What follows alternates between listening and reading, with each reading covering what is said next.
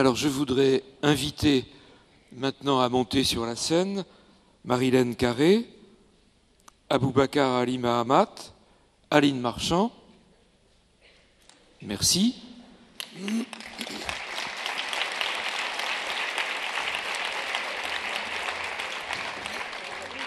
Alors évidemment, d'abord, soyez les bienvenus.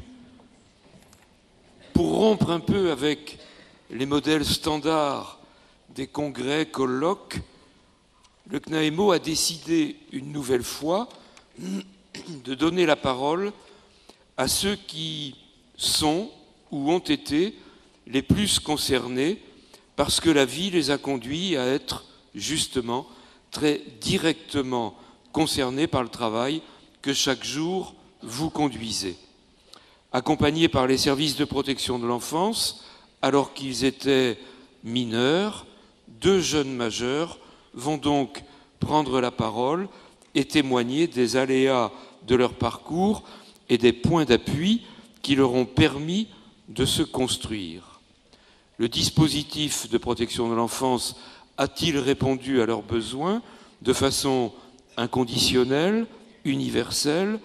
Soumettons donc nos pratiques à l'épreuve de leur regard. Et je laisse Marilène Carré, qui a tissé avec eux un lien de quasi-complicité désormais, les présenter davantage et animer cette séquence. Merci.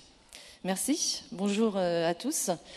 Donc effectivement, ce matin, 2 témoins, jeunes majeurs, voire très jeunes majeurs, qui ont bénéficié donc d'un suivi par les services de protection de l'enfance.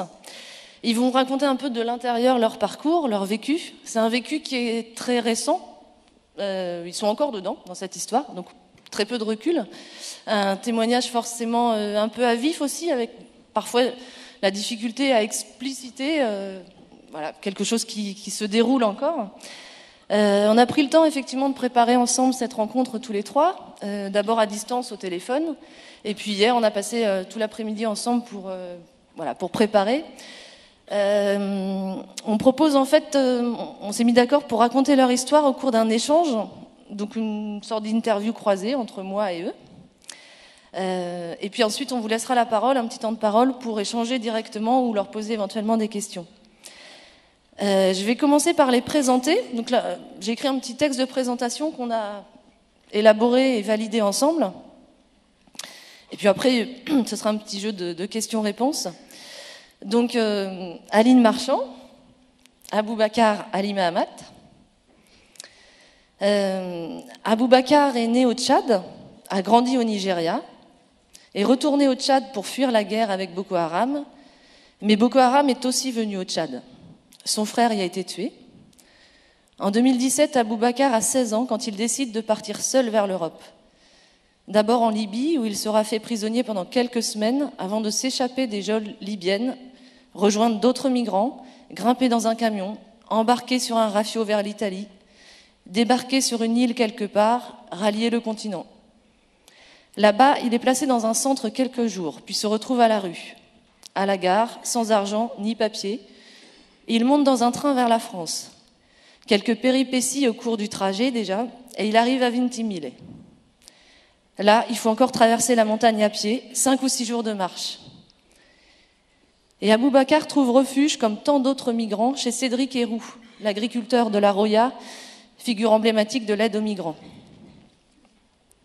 Le 17 mai 2018, Aboubacar monte les marches du Festival de Cannes, en compagnie d'autres réfugiés, lors de la projection de Libre, le film de Michel Tuesca sur Cédric Héroux.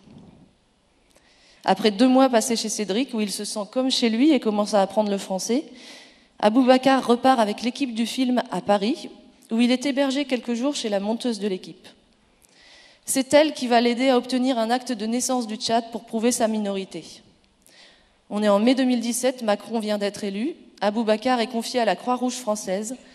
Sa demande d'évaluation de minorité va prendre 2 mois, au bout desquels il est envoyé dans une structure d'accueil à Pau. Arrivé là-bas, on lui apprend qu'il repart à Bayonne. Que se passe-t-il, se demande-t-il. Je veux vivre comme les autres, peu importe où, mais arrêtez de me déplacer. C'est donc à Bayonne, à la MEX LANRA, qu'il arrive en août 2017, au terme d'un long périple et de plusieurs mois de procédure. Il ne parle pas encore très bien français, ne connaît personne. Il y a d'autres migrants parmi les 15 jeunes du foyer, pas d'Africains. Sa famille lui manque, il n'a jamais vécu seul. Il faut s'adapter, dit-il, et puis on s'adapte. À la langue, la culture, les horaires, les règles. Il suit des cours intensifs de français, entre en 3e, puis en CAP d'installation thermique pour 2 ans. Il passera le diplôme l'année prochaine. En février, Aboubacar a eu 18 ans. Il vient de signer un contrat jeune majeur. À la fin de l'année scolaire, il quittera le foyer LANRA pour un foyer de jeunes travailleurs. Une séparation qu'il appréhende un peu. Je suis bien ici. Mais à l'ANRA, on le prépare à sa future vie en autonomie. Sa procédure de régularisation est en cours. Il attend sa carte de séjour. Il veut rester en France, travailler dans le chauffage pour commencer. Mais il aimerait bien faire de la politique pour aider ceux qui sont dans la même situation que lui, ou du cinéma peut-être. Choisir son métier. Après, on va voir, on s'adaptera.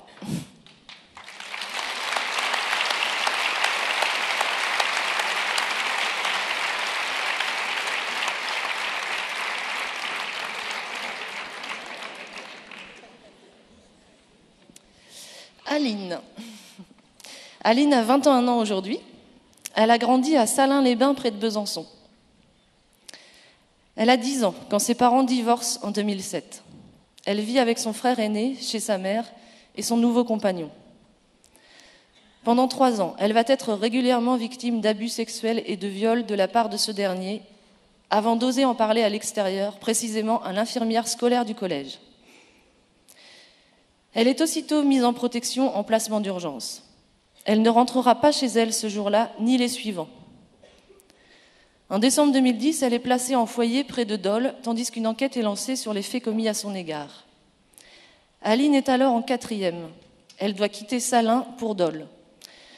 Changer de collège en milieu d'année, quitter ses amis, son quotidien, ses repères. La mise à l'écart vise à la protéger du compagnon de sa mère, bien entendu, mais aussi de sa mère, qui a longtemps refusé de croire sa fille et nier les faits. Entre la mère et la fille, la relation est délicate. Au foyer, elle vit avec d'autres ados, filles et garçons. Elle s'intéresse aux raisons de leur présence au foyer, prend conscience de traumatismes, de situations, de conditions de vie dont elle ignorait tout jusqu'à présent. Et cela sera déterminant dans son propre parcours de vie. Elle revoit sa mère au cours de visites médiatisées qui ont lieu à Dole. Le week-end, elle rentre à Salins, chez ses grands-parents ou chez son père, qui a entamé les démarches pour récupérer la garde de sa fille. Il l'obtient et en juin, à la fin de l'année scolaire, soit 7 mois après y être entrée, elle quitte le foyer et part vivre chez son père. Pendant cette année de 4e, dans un collège où elle ne connaît personne, l'enquête se déroule. Elle doit en parallèle passer des tests psychologiques, des examens médicaux et des auditions au cours desquelles elle se retrouve confrontée au compagnon de sa mère. Elle est suivie par un psychologue et ces séances ne lui ont pas laissé un très bon souvenir. Elle a déjà bien assez de l'enquête pour ressasser cette histoire. Elle veut passer à autre chose. Malgré ce contexte très fragilisant, Aline réussit son année de 4e et passe en 3e. Elle part donc vivre chez son père et bénéficie d'une mesure d'assistance éducative en milieu ouvert. La procédure judiciaire, de son côté, va durer 5 ans, avec une première condamnation de l'accusé aux assises en 2014, décision de laquelle il fait appel, un second procès en 2015. Aline a alors 18 ans. Elle sort au même moment du dispositif de protection de l'enfance. Elle s'installe seule en appartement à Besançon pour poursuivre ses études à l'université. Elle s'inscrit en psycho. Aujourd'hui, elle est en première année de master de psychologie spécialisée en neuropsychologie. En cours, je vois des choses qui me posent question, dit-elle. Elle est aussi ceinture noire de judo.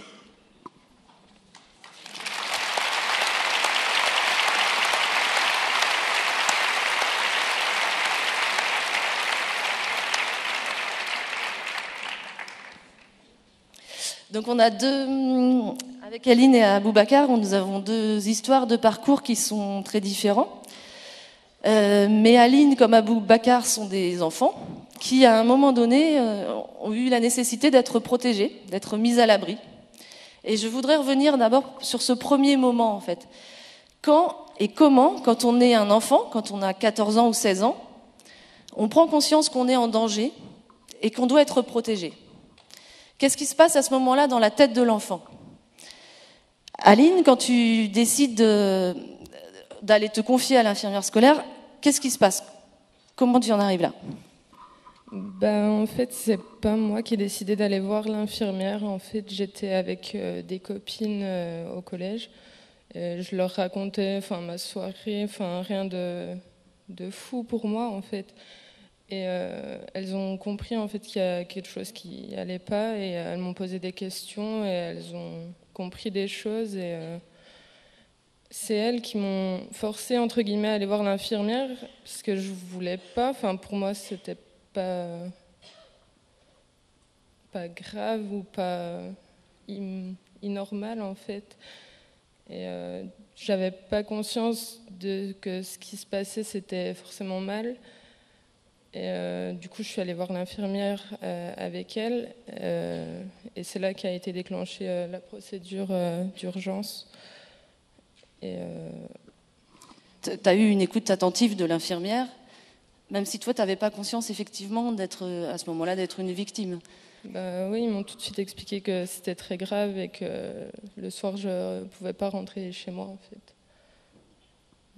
À ce moment-là, tu ne mesures pas, effectivement, tout ce que tu es en train de déclencher, tout ce qui va se déclencher. Tu ne mesures pas que tu ne vas pas rentrer chez toi le soir. Non, c'est sûr, on ne se rend pas compte que derrière, ça va être très long et qu'il y a beaucoup de choses qui vont changer, beaucoup de choses qui vont se passer.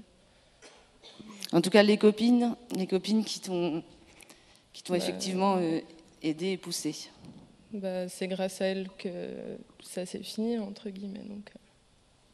Donc l'environnement de l'école, des copines, l'environnement social. Aboubacar, toi, tu es au Tchad, donc tu étais au Nigeria, tu as fui le Nigeria, tu arrives au Tchad, de nouveau la guerre,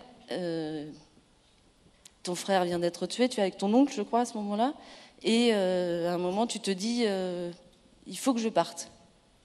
Qu'est-ce qui se passe dans ta tête ? Comment tu prends cette décision-là ? Et pourquoi ? En fait, moi, quand je suis au Tchad, en fait, je voulais partir. En fait, j'ai décidé moi-même de partir. Et avant, quand je suis au Nigeria, et la guerre a déclenché et nous sommes tous partis de chez nous. En fait, pardon. En fait, désolé, c'est pas facile à parler devant tout le monde. Hein. Il a plus l'habitude de monter les marches de Cannes que de vous parler.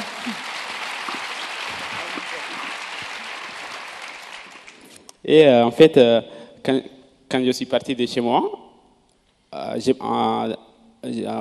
suis au Nigeria, on a quitté le Nigeria, on est venu au Tchad. Et après au Tchad, et je commence à voir la même chose. Et aujourd'hui, il y a une bombardement au commissariat, demain dans un marché, demain dans une école de police et tout. Après, j'ai dit, c'est pas possible, quoi. Et il faut que je décide de partir de là. Et j'ai dit à personne. Et c'est moi-même qui a décidé de partir, et même pas ma famille. Et j'ai décidé de partir. En fait, j'ai décidé de partir, mais je ne pense pas que je vais venir ici en France. Et aujourd'hui, je me trouve ici. Et oui, c'était vraiment partir pour fuir la guerre, pour survivre en tout cas, ouais, sans imaginer non plus ce qui va se passer par la suite, sans même penser je vais venir demander la protection en France. C'était fuir. Ouais, je me suis fui, oui, j'ai fui. Donc en fait, ce qui déclenche, le déclencheur, effectivement, il va dépendre de chaque histoire, chaque personne. D'autres éléments tels que l'environnement social, familial et la personnalité de l'individu vont avoir un rôle. Et on se rend compte que ce processus-là, il est extrêmement, extrêmement fragile. Ensuite, comment est-ce qu'on rentre dans le dispositif de protection de l'enfance ? Là encore, les histoires sont différentes. Cette première entrée dans le dispositif, comment on y accède? Pour Aline, on a dit un placement d'urgence. Donc tout va très vite, ça se passe dans la journée. Est-ce que tu peux nous raconter un peu comment ça s'est passé, comment tu as vécu ce moment-là et cette première entrée dans le dispositif? En fait, quand je suis allée voir l'infirmière, donc elle a fait les signalements nécessaires, prévenu tout le monde, et dès le soir même, en fait, j'ai été placée en urgence en foyer, donc sans repasser par chez moi, sans aucune affaire, sans rien. Je suis partie de Salins, en fait. Et ce qui est assez délicat, c'est que, comme elle l'a dit, j'ai un grand frère et mon frère n'a eu aucune prise en charge. Donc il est resté dans la famille tout seul au milieu des conflits que ça a pu impliquer. Et c'est vrai que ce placement, je ne l'ai pas tout de suite vu comme on le fait pour me protéger. J'ai plutôt vu un peu le côté négatif de on m'exclut de chez moi, enfin c'est pas on m'exclut, mais on t'arrache un peu. Oui.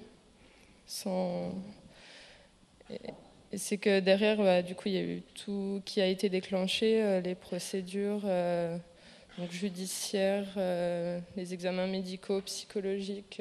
C'est pas forcément évident et on s'y attend pas quand on parle juste avec ses copines que ça va déclencher tout ça, en fait. Tu me disais qu'effectivement, ce qui t'avait, cet arrachement, aussitôt tu as pensé à ma journée d'école de demain, mes affaires, mon cartable, mes copines, quitter les copines, quitter le collège, on est en plein milieu d'année. Tu penses à tout ça, quitter ta famille, ton frère, et pas forcément effectivement qu'on va te protéger. Tu as l'impression d'être arraché de ton quotidien. Ouais. Je pense que ça peut paraître bizarre à tout le monde que justement j'ai pas ressenti un soulagement de partir de chez moi, mais on part dans l'inconnu et en fait c'est ça ça fait plus peur que ça fait du bien, mais ça fait très peur quand même, surtout quand on est. J'avais 13 ans, donc voilà. Pour Aboubacar, le chemin d'accès au dispositif il va être beaucoup plus complexe. Et là, on touche aussi un problème de l'inconditionnalité de l'accès à la protection de l'enfance. Les mineurs non accompagnés n'ont pas les mêmes conditions d'accès. Si on rappelle en quelques mots le parcours de tout MNA pour l'accès au dispositif, d'abord entrer dans le pays. À la frontière franco-italienne, celle qu'a traversée Aboubacar, des mineurs sont refoulés avant même d'avoir pu demander la protection de l'enfance. Ensuite, qu'est-ce qui se passe? Une prise en charge par l'aide sociale à l'enfance, une ordonnance de placement du procureur pour protéger le mineur ou supposé mineur, une enquête pour vérifier qu'il n'a pas été déclaré dans un autre pays européen ou département français, une enquête d'évaluation de la minorité, 40 jours en moyenne, cette enquête, même si l'État reconnaît 5 jours légalement. Dans la majorité des cas, le dossier part chez le juge pour enfants. S'il est reconnu mineur, dans 50% des cas, il doit encore attendre une place dans une structure d'accueil, puis va commencer l'accompagnement. C'est long, des mois perdus qu'on pourrait estimer. Comment est-ce que toi, Aboubacar, tous ces mois-là, ce périple, après ton long périple, le voyage n'était pas terminé, comment est-ce que tu as ressenti tout ça? En fait, moi, quand je suis parti de chez Cédric, et après, j'arrive à Paris. Et après, à Paris, je trouve une famille. En fait, il y a une femme qui je connais. J'ai connu. Elle a été chez Cédric avant et elle m'a aidé. C'est la monteuse du film. Oui, c'est ça, oui. Et elle m'a aidé, en fait. Et j'étais toujours aidé, en fait. Et elle m'a aidé à trouver mes papiers depuis chez moi. Et après, je me suis accepté, je ne sais pas comment dire, et à la Croix-Rouge à Paris, et je me suis reconnu en tant que mineur, et je me suis hébergé dans un hôtel quelques mois à Paris. Et après, au bout de quelques mois, ils ont renvoyé encore à Pau, dans une association, je ne me rappelle plus comment ça s'appelle déjà. Et après, j'ai resté quelques temps là-bas. Après, ils m'ont renvoyé encore à Bayonne. Et après, quand je suis arrivé à Bayonne, il y a une éducatrice qui vient me chercher à la gare. Et je lui posé des questions. Et je lui demandé est-ce que je vais être envoyé encore dans une autre foyer, dans une autre ville. Et parce que c'est pas possible qu'aujourd'hui je suis là, demain je suis là, demain je suis là. En fait, j'ai déjà eu assez de problèmes avec les déplacements depuis chez moi d'être ici. Après, en fait, j'assume tout et j'accepte tout. Et je sais pas où il va m'envoyer et tout, mais j'ai envie de me poser, quoi. J'ai envie de me poser, oui, Ouais. c'est ça. Ouais. J'ai même pas d'exigence sur où je veux me poser, mais j'ai envie d'arrêter de me déplacer, c'est ce que tu dis. Quoi. C'est ça, ouais. Donc voilà, on te déplace, tu as aussi beaucoup de personnes qui viennent t'aider, mais sans qu'il y ait de suivi. Alors au début, en plus, ce sont des personnes hors protection de l'enfance. Cédric Héroux, la monteuse du film, c'est Catherine Libert, voilà, qui t'ont aidé, et puis après donc les différentes structures associatives et puis la protection de l'enfance. Mais voilà, on voit bien que ça a été long et avec à chaque fois de nouveau un déracinement, un déplacement. Tu disais aussi à Paris, tu commençais à avoir des connaissances, à avoir des amis, on te déplace à Pau la même chose, on te redéplace à Bayonne. Ouais, c'est ça. En fait, c'est pas du tout facile de connaître des gens. Par exemple, quand j'étais chez Cédric aussi. Au début, c'est pas du tout facile. Je vais aller ailleurs où je connais personne et tout. Après, je suis venu à Paris. Quand je suis venu à Paris, et j'ai resté, j'ai commencé à apprendre le français dans une différente structure en fait. Et j'ai eu beaucoup d'amis. J'ai fait beaucoup d'amis et à la fin, je vais quitter ces amis et d'aller ailleurs. Et c'est pas du tout facile. Et c'est pour ça. J'ai toujours posé des questions, c'est pas facile en fait. Par exemple, aujourd'hui, j'ai fait des amis ici à Chalon-sur-Saône. Demain, quitter ces gens, c'est pas du tout facile en fait. Et comme quitter une famille, quoi. Comme quitter une famille, c'est pas du tout facile. C'est pour ça, j'ai toujours dit des déplacements ici à ici. Et en fait, j'ai déjà eu des amis comme ça, en fait, à Paris, et qui ont été envoyés dans une autre ville ou ailleurs, je ne sais pas où, en fait, dans un foyer, je ne sais pas. Et ils vont revenir encore à Paris parce qu'ils ont déjà fait des amis à Paris, ils connaissent des gens et tout. Là-bas, ils ne connaissent personne. Et ils vont revenir encore. Et moi, j'assume tout, en fait. Donc il n'y a pas d'égalité tout à fait dans l'accès aux services de protection de l'enfance. Quand on discutait hier, Aline, elle a fait cette remarque-là. Pourtant, on est tous des enfants. Pourquoi est-ce qu'on ne peut pas trouver une place en structure d'accueil de la même façon pour tous les enfants, en comparant leurs deux situations? Donc effectivement, on est tous des enfants, vous êtes tous des enfants. Donc un enfant, en fait, quelle que soit son histoire et son parcours, est-ce qu'il n'a pas fondamentalement les mêmes besoins? Est-ce qu'il y a des besoins universels de l'enfant? Et je voulais vous demander à tous les deux, Aline et Aboubacar, de quoi est-ce que vous aviez besoin de manière urgemment besoin? Aline? Comme je l'ai dit tout à l'heure, je pense que j'avais besoin d'être protégée, d'être mise à l'écart, mais pour moi, c'est pas ce que j'ai ressenti en premier. Et j'avais plutôt besoin de retrouver mes repères, d'être avec mes proches dans mon collège, des choses que je connais. Parce que quand on nous retire de chez nous, on n'a plus rien. Et c'est vrai qu'hier, on parlait du fait d'enlever l'agresseur plutôt que d'enlever la victime en fait du quotidien. Et c'est vrai que c'est délicat à faire. C'est ce que tu disais. Moi, ce que je voulais, c'était garder mon quotidien, lui en moins. Ce qui s'est passé, c'est que j'avais plus lui, mais j'avais plus rien du tout. C'est ça, en fait. Et en fait, j'ai tout de suite eu une vision assez... Enfin, faut que je me bouge, faut que je m'en sorte et que j'avance, pas que je m'acharne sur mon sort, parce que c'est pas comme ça que ça ira mieux. C'est pas comme ça que je rentrerai chez moi. Et c'est pour ça que d'un côté, je me suis investie dans l'école ou dans le sport pour pas se laisser abattre, en fait.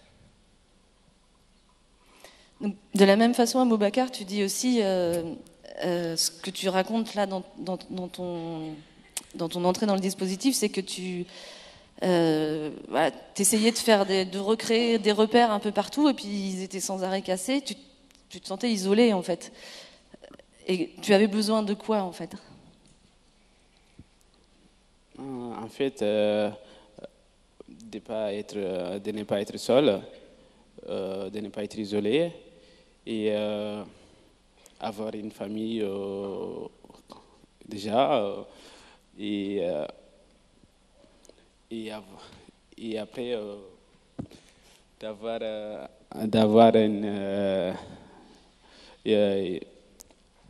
d'être scolarisé et de rester dans une seule place, avoir une formation. En fait, tu avais aussi besoin de te poser, ne serait-ce que pour te nourrir. Ouais. Tout ce voyage-là, il a été te nourrir, ouais. Avoir un lit pour dormir, Ouais. pouvoir effectivement être scolarisé, reprendre une vie normale, en fait. Une vie normale, oui, comme les autres citoyens, quoi. Ouais. Et tout ça, avec le sentiment, donc effectivement, d'être... ta famille te manque beaucoup, c'est ce que tu me disais. Donc ne pas être seul dans ça. En fait, j'ai besoin de tout ça, en fait, d'être comme les autres ici, comme les autres, en fait. Et j'étais toujours... avant de venir à Bayonne, j'étais toujours seul. Et j'étais toujours seul dans les champs avant de venir. Parce qu'aujourd'hui, je suis là, et je me trouve seul parfois. Et j'ai dit... pourquoi pas devenir pas devenir comme les autres, d'avoir, je sais pas, en fait, les questions, j'ai pas trop compris, mais je vais essayer de répondre, en fait. Tu vas pouvoir reprendre un cours de vie un peu plus posé et un peu plus normal. Ah, d'accord. Oui. Et donc justement ensuite, tu rentres dans le dispositif, tu es arrivé au foyer. Ouais. Quel regard maintenant vous pouvez vous porter sur l'accompagnement dont vous avez bénéficié tous les deux? Comment ça s'est passé au foyer, Aboubacar? Au foyer, en fait, oui, en fait, j'ai toujours voulu être dans une seule place depuis quand je suis arrivé à Paris et quand je suis arrivé à la fin, quand je suis arrivé à Bayonne. J'étais accompagné, j'étais scolarisé et j'ai commencé à apprendre la langue, les langues, je sais pas quoi.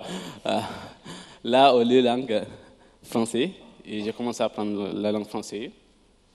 Et j'étais toujours motivé d'apprendre de nouvelles choses, la culture, et j'étais toujours motivé. Et tu rentres en troisième en cours d'année. En troisième, et à la fin. En fait, je ne parle pas du tout français quand je suis arrivé là et je commence à apprendre. Et au début, en troisième, j'ai passé en troisième. À la fin, j'ai eu mon brevet avec une mention déjà.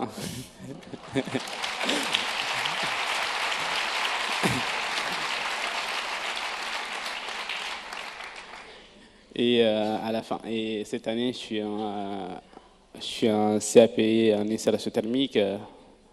Et l'année prochaine, je vais avoir mon CAP, j'espère. Comme Aline, tu t'es dit, de toute façon, il faut que j'aille de l'avant. Enfin, tu t'as été très motivée pour apprendre la langue, pour apprendre la culture, pour suivre aussi effectivement les règles du foyer. Quand tu arrives, en plus, tu es presque le seul migrant. Après, il y en a d'autres qui vont arriver. Et comment est-ce que tu t'es sentie soutenue et accompagnée dans ton envie de te reconstruire? Oui.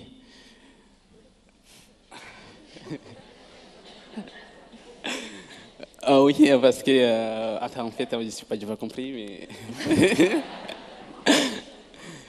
En fait, oui, le foyer a aidé à construire... oui, le foyer m'a beaucoup aidé. M'a beaucoup aidé à obtenir ce que j'ai besoin, en fait. Ce que j'ai besoin. Et j'étais hébergé, j'ai mangé à ma faim, j'étais comme les autres, en fait. Et j'étais comme les autres citoyens. Et on était toujours comme chez nous, mais on n'est pas avec nos parents, mais toujours on manque nos parents, mais il y a les éducateurs qui nous aident dans toutes les situations, quand on a des difficultés dans différentes situations et tout. Et on est bien là-dedans, ouais, c'est bien. Pour préciser un petit peu, le foyer l'ENRA, l'AMEX l'ENRA, accueille régulièrement des mineurs non accompagnés depuis 10 ans. Aujourd'hui, c'est 50% des effectifs. Sachant que les mineurs étrangers isolés représentent à peu près 15 à 20% des enfants pris en charge par la protection de l'enfance, en augmentation, en afflux constant. Or, le mineur isolé nécessite un accompagnement spécifique qui ne sera pas le même que pour un autre jeune et qui parfois dépasse un peu le champ du social. Au traumatisme du départ, du voyage, de la séparation, s'ajoute aussi la barrière de la langue, l'acculturation, mais aussi la pression exercée par le pays d'accueil. Le mineur, il est dit isolé, et il est effectivement isolé. Et pourtant, il lui faut, lui, seul, légitimer son départ, raconter à de multiples reprises une histoire qui parfois n'est même pas la sienne, mais pour cocher les cases qui ouvriront la régularisation, prouver l'authenticité de ses papiers, prouver son âge, pour avoir le droit d'être protégé. Il est bien souvent considéré comme un migrant avant d'être considéré comme un enfant. Dans ces conditions-là, c'est quand même très difficile de se reconstruire ou de traiter des fragilités psychologiques. Comment tu l'as vécu, toi, Aboubacar, toutes ces pressions aussi?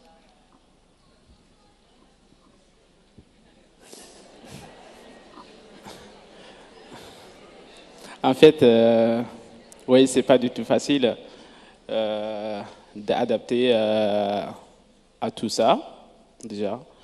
Et en fait, moi, quand je suis arrivé, comme j'ai parlé avant, de déplacer ici à ici, d'apprendre une nouvelle langue, d'adapter, de connaître les gens qui ne connaissent pas, on voit une vie on va tomber dans une vie qu'on n'est pas vécue avant. Et oui, c'est vrai, c'est pas du tout facile. Oui, mais on s'adapte tout. Et comme, je ne sais pas quoi dire, mais... Non, mais vous verrez, avec Aboubacar, on s'adapte à tout. Aline, tu m'as dit, c'est allé très vite pour moi. J'ai tout de suite voulu m'investir dans les études, dans le sport pour avancer. Je ne suis pas restée bloquée. Est-ce qu'effectivement, tu t'es sentie soutenue? Comment ça s'est passé, la prise en charge dans le foyer, puis chez ton père, dans le cadre de l'assistance éducative en milieu ouvert?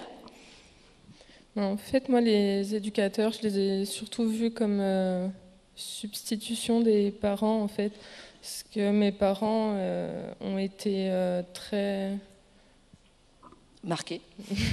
Ils étaient très mal... ils ont très mal vécu la situation, ce qui est normal, mais... j'avais besoin d'être soutenue, et c'est pas mes parents qui m'ont soutenue, en fait, c'est les éducateurs, donc... ils m'encourageaient dans ce que je faisais, ils m'encourageaient pour l'école ou pour le sport. Ils s'intéressaient à ce que je faisais, alors que quand je parlais avec mes parents, ils étaient plutôt très pessimistes et une vision négative, et c'est pas ce que j'avais besoin. Et les éducateurs aussi ont joué un rôle de lien entre les différents membres de la famille, en fait. Parce que, comme on disait tout à l'heure, ma relation avec ma mère était compliquée. Et du coup, c'était pas toujours évident. Il y a des choses qu'elle voulait me dire, mais qu'elle osait pas. Il y a des choses qu'elle voulait me dire et que je voulais pas entendre non plus. Et du coup, c'est vrai que les éducateurs prenaient la température un peu de chaque côté pour permettre un dialogue ou un lien. C'était un appui pour toute la famille, tu disais? C'est ça. Effectivement, quand tu me disais aussi, mon père m'a accueilli chez lui, mais il était plus mal que moi encore. Ça l'a beaucoup affecté, il culpabilisait. J'ai tout de suite dû assumer des responsabilités, me débrouiller toute seule. J'ai grandi assez vite. Bah, c'est ça, en fait. Enfin, c'est ce que je reproche aujourd'hui à mes parents, en fait, que j'avais besoin d'eux, et au final, c'est plus moi qui ai dû les aider que qui m'ont aidé, en fait. Donc, heureusement que j'avais des éducateurs pour m'aider, moi, en fait. Et encore sur les éducateurs, tu disais, donc l'expérience du psychologue avait été plutôt mal vécue. Voilà, dans les auditions, tu étais amené à beaucoup répéter ton histoire, tu n'avais pas envie de le faire en plus avec le psy. Et tu disais à propos de l'éducateur de la protection de l'enfance, c'était mieux qu'un psy, moins intrusif, moins directif. Avec lui, tu peux parler de l'école, du sport, mais aussi de ta relation avec ton père et ta mère. C'était important d'avoir quelqu'un de l'extérieur et qui n'avait pas qui n'était pas le psy. Bah, c'est ça, et surtout avec les éducateurs, on parlait du présent ou du futur, alors que les psychologues, bah, c'est toujours oui, c'est passé ça, pour telle raison, puis t'as ressenti quoi à cette époque? Enfin, au bout d'un moment, on n'a plus envie de le répéter, on l'a déjà répété aux enquêteurs, enfin, pour les procédures, tout ça, on a juste envie d'avancer et pas qu'on nous retire vers le bas à chaque fois, en fait. Donc avancer. On arrive un peu à la sortie du dispositif. Aboubacar, tu viens d'avoir 18 ans là en février. À la fin de l'année scolaire, tu quittes le foyer l'ANRA, tu pars vivre dans un foyer de jeunes travailleurs. Est-ce que maintenant tu te sens prêt, moins isolé, moins vulnérable? Non.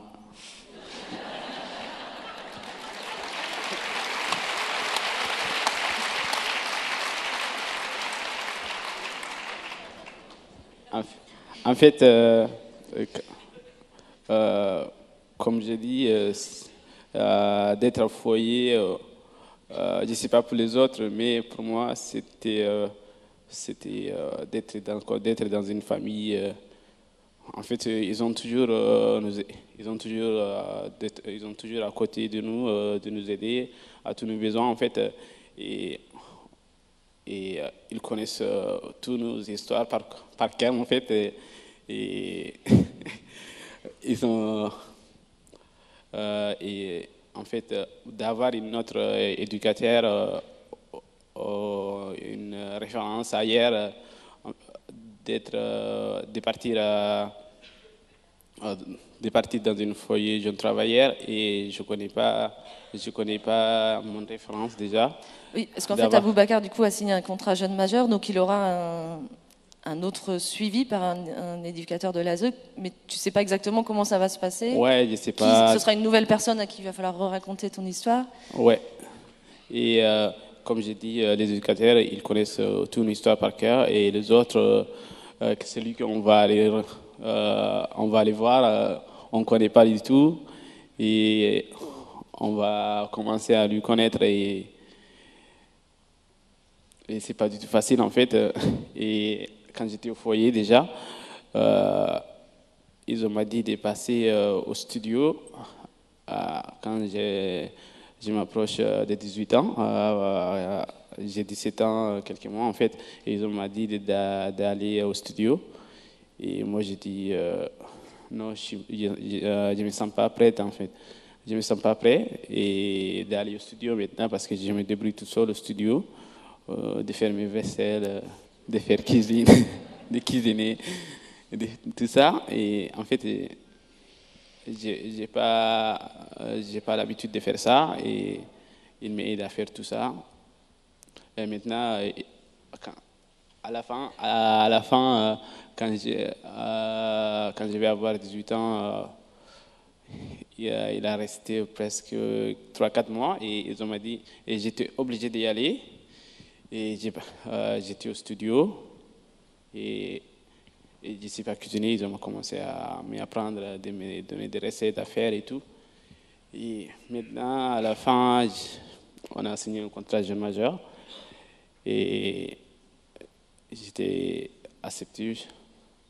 Là, le foyer te prépare à la fois à l'installation au foyer de jeunes travailleurs. Tu apprends à te faire manger tout seul, à laver ton linge, tu disais. Oui, mais... Ils s'occupent aussi de... Ils ont entamé avec toi les démarches de régularisation, puisque, voilà, devenant majeur maintenant, il va falloir que tu obtiennes une carte de séjour. Il y a aussi l'inscription dans la... Pour avoir une carte de séjour, il faut que tu sois et un contrat jeune majeur dans une formation qualifiante et diplômante. Donc ça a été amorcé, mais c'est vrai que le temps est très court. Souvent la prise en charge, justement, par rapport à tout le parcours du MNA est longue, et donc la prise en charge peut arriver assez tardivement. Et pourtant, finalement, la responsabilité d'entamer toutes ces démarches-là de régularisation et de scolarisation, elle échoue nécessairement à la protection de l'enfance.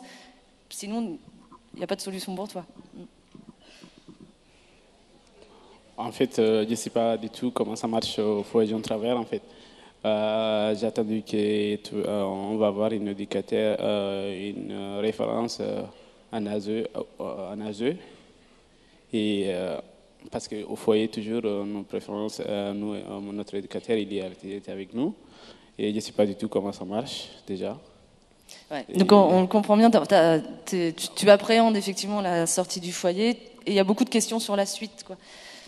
Et tu n'es pas forcément prêt aujourd'hui. Oui, je ne me sens pas prêt d'y aller, en fait. Aline, à 18 ans, toi, tu passais le bac. C'est aussi l'année où tu vas partir vivre toute seule à Besançon pour suivre tes études de psycho à l'université. À 18 ans, c'est aussi la fin d'une très longue et douloureuse procédure judiciaire, et c'est aussi la fin de la protection de l'enfance. Est-ce que c'était le bon moment? Est-ce que de te lâcher, entre guillemets? Comment tu as vécu ça? Tu m'avais dit au moment du procès, ça a été bien utile. Voilà. Est-ce que à 18 ans, tout arrive en même temps pour toi? En fait, justement, c'est bien tombé qu'à mes 18 ans, en fait, le procès était fini et l'assistance éducative aussi. Mais en fait, c'est vrai qu'on se demande si le procès était 3 mois après. En fait, comme j'avais eu 18 ans, j'aurais eu personne. Enfin, je ne pense pas que ça aurait été prolongé de 3 mois parce que à 18 ans, c'est fini, et c'est vrai qu'il y avait beaucoup de mouvements dans ma vie à ce moment-là, et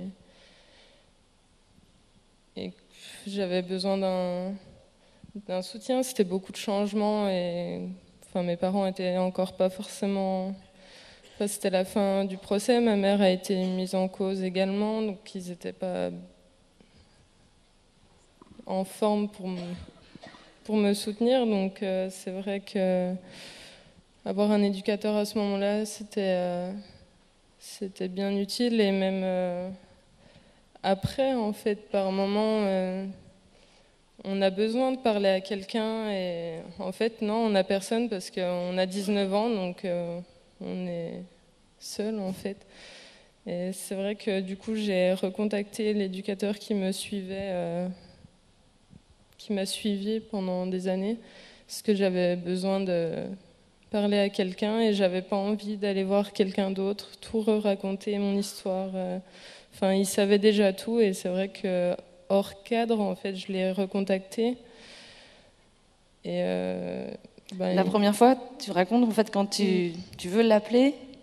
J'osais pas l'appeler, en fait, parce que je me suis dit, enfin, ça se trouve, il va avoir des problèmes parce que je l'appelle et que c'est pas. Enfin, du coup, il prend sur son temps à lui pour aider des jeunes qu'il a suivis auparavant. Et en fait, si tout le monde faisait comme moi et le rappelait, il ne pourrait pas, quoi. Donc, en l'occurrence, tu as gardé effectivement ce contact-là avec Vincent, ton éducateur. Tu as continué à l'appeler, tu continues à l'appeler au moment important de ta vie, quand une réussite d'examen, quand ton agresseur est sorti de prison, quand tu as rencontré ton premier copain, etc. Et lui joue le jeu, c'est-à-dire que vous avez effectivement cette relation-là, hors dispositif. Oui, mais enfin, je sais pas. Le fait que ça soit hors dispositif, c'est dommage, en fait. Voilà.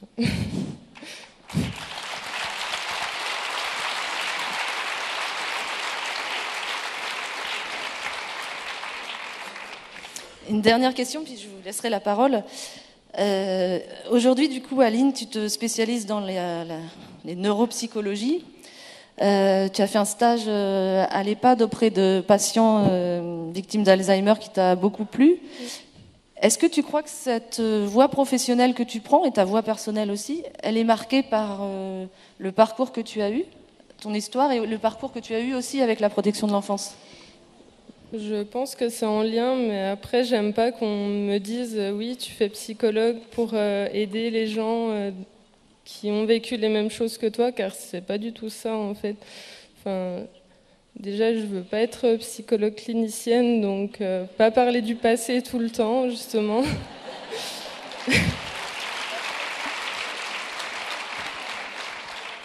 Je veux justement aider des gens avec des maladies, les aider à aller de l'avant, les booster un peu comme on a pu me booster moi. Et par contre, c'est vrai que ce qu'on a vécu, ça fera toujours partie de nous et ça nous a construit en tant que... Enfin, nos caractères, nos réactions, nos choix dans nos vies, sont déterminés par ce qu'on a vécu dans le passé, justement.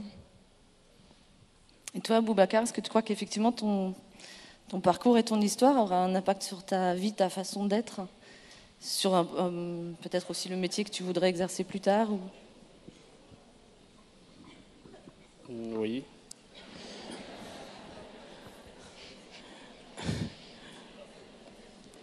En fait, je suis vraiment nul en français déjà. Oui, en fait, oui, parce que on est passé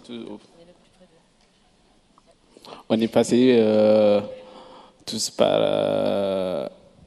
J'ai passé par ce schéma. En fait, oui, il y a une remarque qui toujours qui va être avec moi. Déjà. C'était un souvenir qui en fait, je vais jamais oublier en fait ce qui m'a passé dans cette situation qui depuis mon parcours en fait, je vais jamais oublier en fait. Et surtout les gens qui nous ont aidés et les éducateurs.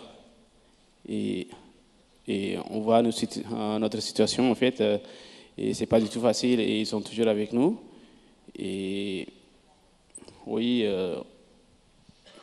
on va jamais oublier et on va être prête dans le futur, on va être prête à aider les autres. Ouais. Il y a peut-être aussi une certaine philosophie dans la vie, ou en tout cas quand on a terminé cette discussion-là hier tous les trois, Aline disait peut-être que finalement ce que nous a apporté l'assistance éducative ou la protection de l'enfance, c'est une force en fait. Et une force, c'est la capacité à s'adapter, à croire en la vie, à aider les autres à surmonter les blocages. Et c'est vrai que peut-être pour terminer, Aboubacar, pour venir à Châlons, il a eu un périple en train assez compliqué, où il s'est fait quand même contrôler, arrêter à plusieurs reprises. Et quand voilà, on était tous assez émus de ce qu'il venait de vivre une fois de plus. Et Aboubacar, il disait, comment tu as répondu quand on t'a dit, voilà, est-ce que ça va? J'ai dit, ça va, c'est normal pour moi.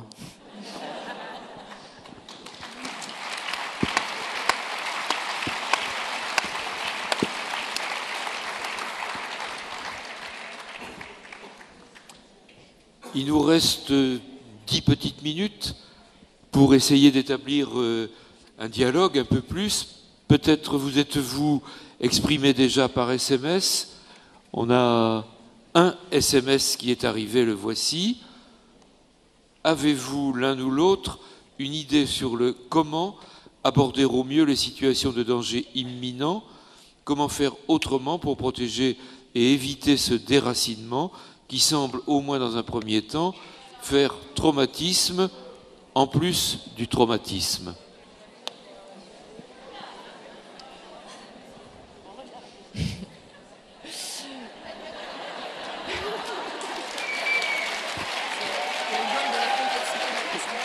je sais.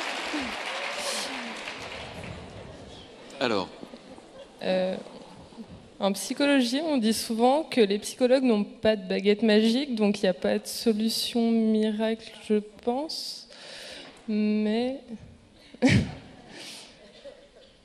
justement, le fait, comme on disait tout à l'heure, d'enlever l'agresseur plutôt que la victime de son quotidien pourrait être une...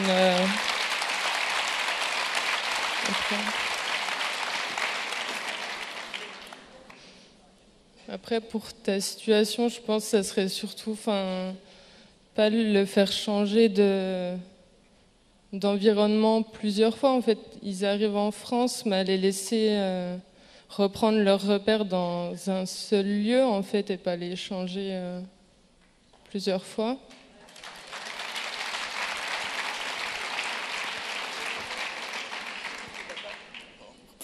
J'ai rien à chose à dire, je sais pas. En fait, les questions a été un peu long quand même.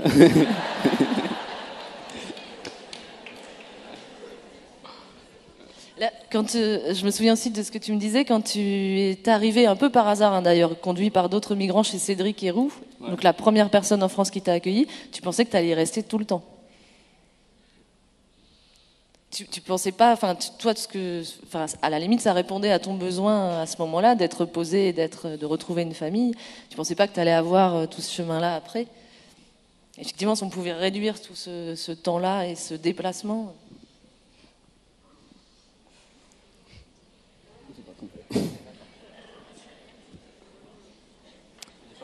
Mais oui, c'est difficile. Ouais. Ces déplacements multiples, terribles. On essaie de prendre, deux questions ou deux réactions dans la salle.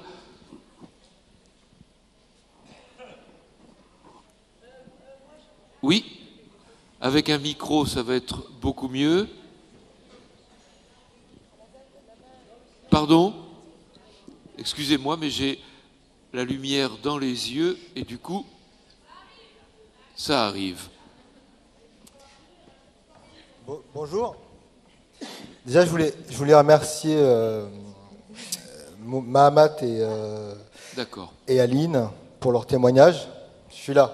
Oui. Merci. Je peux me lever si vous voulez. Parfait. Donc, je voulais remercier pour leur témoignage déjà. C'est pas évident de parler devant tout le monde, surtout au regard de leur vécu. Par ailleurs, plus pour Aline, du coup, moi je fais partie d'un service éducatif qui accompagne les mineurs victimes de violences sexuelles en intrafamilial. Donc effectivement, je comprends le manque que tu as pu ressentir en fait suite à l'arrêt de la mesure éducative. Alors nous, c'est vrai qu'on accompagne les mineurs et les familles jusqu'au procès. Et après, ce qui se passe quand le procès est terminé, on peut demander à prolonger l'accompagnement au moins jusqu'à 6 mois, une fois. Et moi, je sais que j'ai une situation actuellement où une jeune, il n'y a pas eu de procès, mais pour le coup, je l'accompagne actuellement dans une mesure d'AED depuis ses 18 ans. Donc la possibilité d'aller jusqu'à 21 ans. Et effectivement, je pense que c'est important. Effectivement, c'est toujours difficile de revenir sur le passé parce que c'est fatigant, c'est usant, on l'a répété mille et une fois.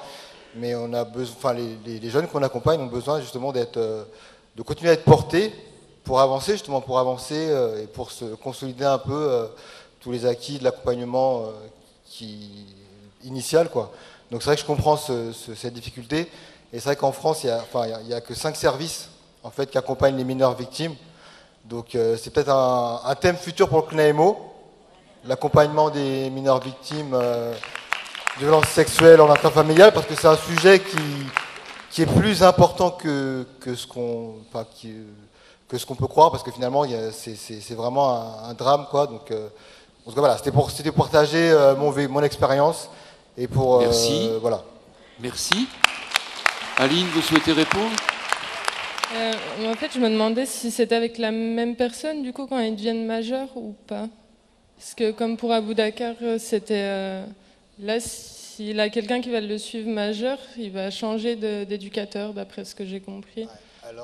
Alors, moi, ce qui se passe, c'est quand la relation éducative a opéré, fonctionne, on demande à pouvoir poursuivre avec... enfin, on demande à ce que le jeune puisse continuer avec le service et donc avec le même référent pour justement faciliter la continuité de l'accompagnement.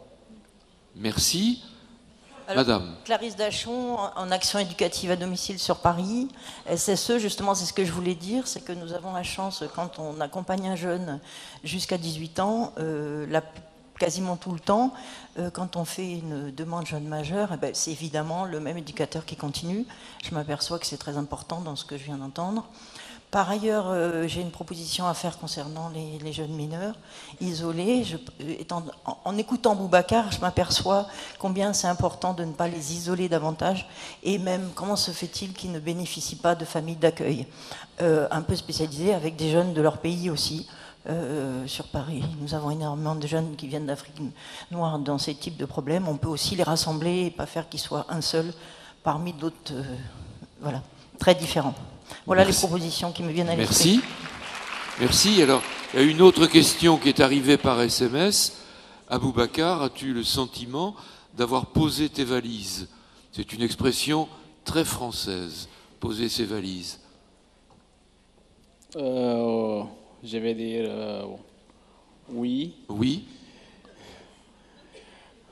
Et en fait, depuis mon arrivée,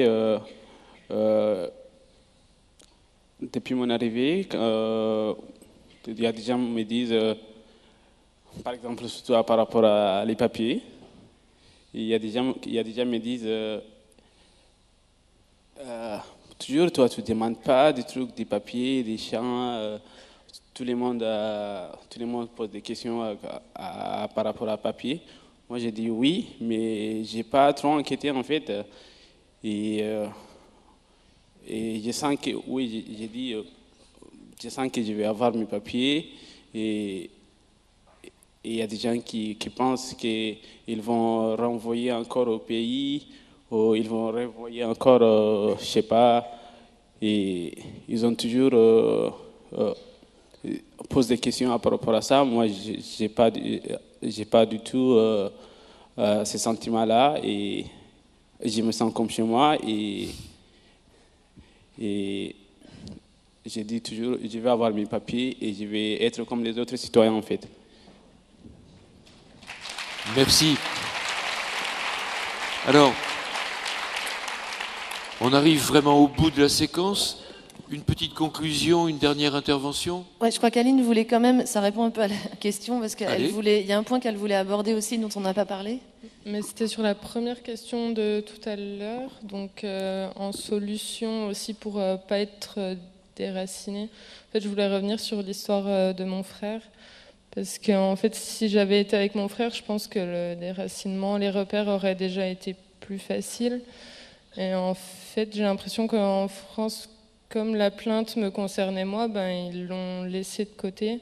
Et c'est vrai que pour lui, aujourd'hui, c'est vrai que j'ai l'impression qu'il a eu du mal à se reconstruire parce qu'il n'a pas été assez accompagné.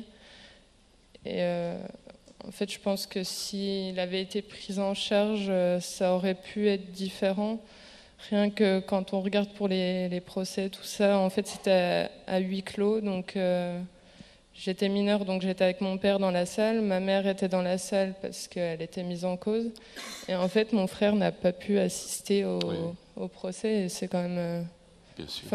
Pour lui, quand il en parle, il l'a très très mal vécu. Et voilà. Merci. Marilène, vous souhaitez ajouter quelque chose? Alors on vous remercie tous les trois vraiment. Vous aurez compris à quel point vous êtes le bienvenu, je pense. Merci pour ce travail, ces témoignages. Bravo pour vos témoignages. Merci de vos témoignages et de ce que vous êtes. C'est uniquement vous qui donnez du sens à notre métier. Allez, je vous propose qu'on termine là-dessus. Merci.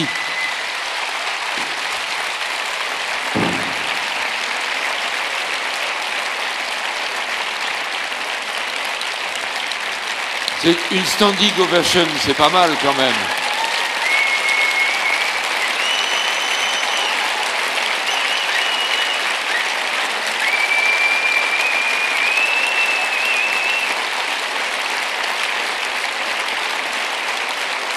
Merci. Merci.